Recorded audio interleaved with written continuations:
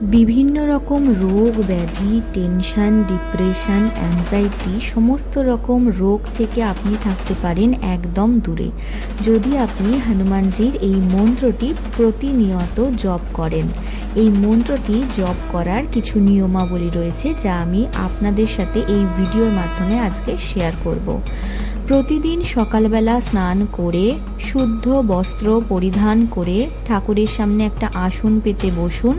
বাঁ হাতে একটা ছোট তামার ঘটি ভর্তি করে জল নিয়ে ডান হাত দিয়ে ধরে ঠাকুরের সামনে ভক্তি সহকারে এই মন্ত্রটি আপনাকে 11 বার জপ করতে হবে।